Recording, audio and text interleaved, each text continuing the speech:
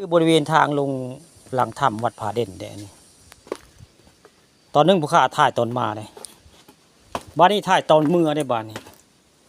นี่แหละทางลงหลังถ้ำวัดผาเด่นล่ะนี่บ้านดงน้อย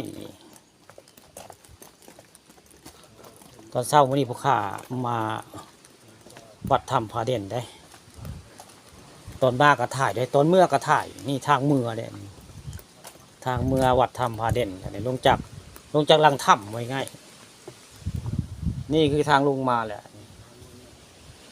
เป็นนี่ทางเป็นห้อมหินแบบนี้ได้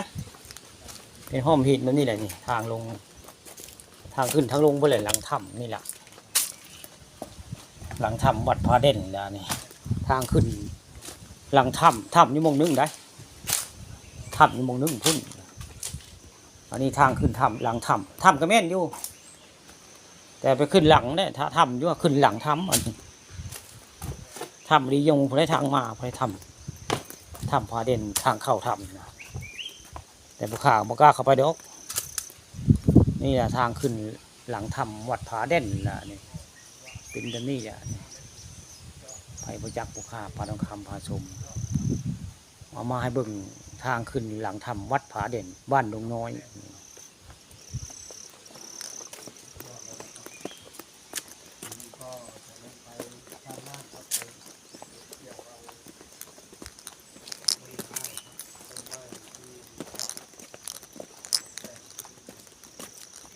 เจ้าเห็นทางแบบนี้ได้ขึ้นป่า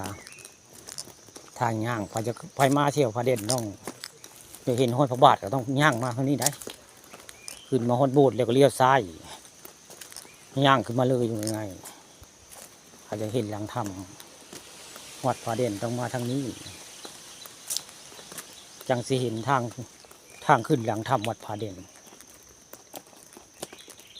ตอนนี้พวกข้ากำลังย่างมึงอะไรย่างลงมาจากหลังถ้ำ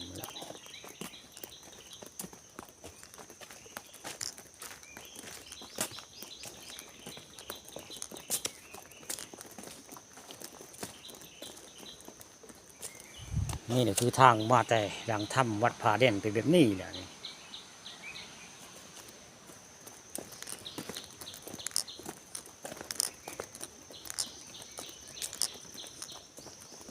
มองนี่คือทางเข้าถ้ำเลย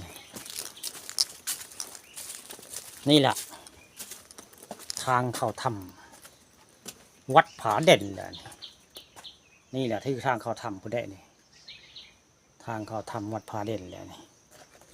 มีไผ่จะใครยิงเข้าไปอันนี้ไผ่บ่มีบ่กล้าเข้าไปเด็กเอามาบึงพอเข้าได้นี่แหละทางเข้าไปถ้ำผู้ได้นี่เขาเจ้าว่าลึกถ้าได้เข้าไปถ้ำวันนี้นี่เขาเจ้าว่านั้นลึกได้แต่บ่กล้าเข้าไปแล้วอันนี้ก็มีคนมาหว่านเงินทางเข้าเลยพอมากองความหมายบ่จักได้ความหมายแบบใดบ่จักแต่มาหว่านเงินแบบนี้กองเงินแบบนี้นี่แหละทางเขาถ้ำไปแล้วนี่ใครจะเข้าถ้ำต้องเข้าทางนี้แหละเข้าถ้ำวัดผาเด่น